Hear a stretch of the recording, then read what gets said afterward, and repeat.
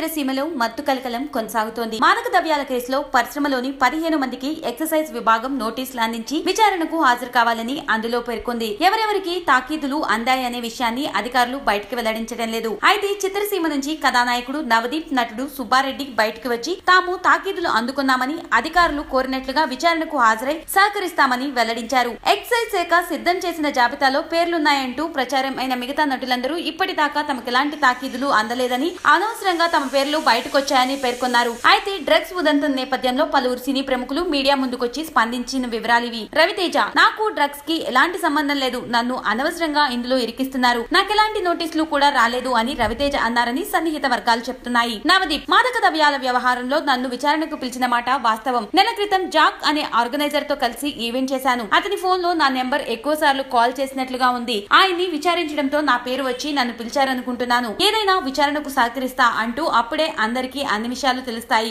అన్నారు. సుబ్బరాజ్: నాకు గురువారం సాయంత్రం ఎక్సైజ్ శాఖ నుండి నోటీసులు అందాయి. ఈ నెల 21న విచారణకు హాజరు కావాలని కెల్విన్ అనే వ్యక్తి ఫోన్ లో మీ నెంబర్ ఉందని, అందుకే నోటీసులు ఇస్తున్నామని అధికారులు చెప్పారు. కెల్విన్ కి నా ఫోన్ నెంబర్ ఎలా వెళ్లిందో, ఏ కారణంతో విచారణకు పిలిచారో అర్థం కావడం లేదు. మన వ్యవస్థపై గౌరవంతో విచారణకు హాజరై సహకరిస్తాను. నందు: డ్రగ్స్ కేసులో నా పేరున్నందున మీడియా ప్రచారం తీవ్రంగా బాధిస్తోంది. ఎక్సైజ్ విభాగం, పోలీసులు, నిర్మాతల మండలి నుంచి నోటీసులు రాలేదు. నోటీసులు అందాయన్న దుష్ప్రచారం నన్ను కలిచివేస్తోంది. గతంలో జరిగిన చిన్న ఘటనకు నన్ను కేసులో ఇరికించడం దారుణం. 19న విచారణకు రమ్మన్నారు. నిజానిజాలేంటో అక్కడ తెలుస్తుంది. తప్పు చేసిన వాళ్ళు ఎప్పటికైనా దొరుకుతారు. అరుణ్: డ్రగ్స్ కేసుతో నాకు ఎలాంటి సంబంధం లేదు. మీడియాలో నా పేరు వస్తుండటంతో ఆశ్చర్యపోయాను, బాధపడ్డాను. ఈ కేసులో నన్నెందుకు ఇరికించారో అర్థం కావడం లేదు. విచారణకు సహకరిస్తాను. నా పేరు మీడియాలో రావడం నా కుటుంబ సభ్యులను బాధించింది. ముమైత్ ఖాన్: డ్రగ్స్ కేసులో నాకు ఎలాంటి నోటీసులు అందలేదు. ఆధారాలు లేకుండా నటులను నిందించడం తప్పు. నాపై జరుగుతున్న ప్రచారం అంతా అవాస్తవం. టీవీలో నా పేరును ప్రస్తావిస్తూ నోటీసులు ఇచ్చారన్న వార్తతో దిగ్భ్రాంతికి గురయ్యాను. తనీష్: నేను మాదక ద్రవ్యాలు వాడుతున్నానన్న మాటలో వాస్తవం లేదు. అలాగే నాకు నోటీసులు అందలేదు. సినిమా వాళ్ల పేర్లు చెప్తేనే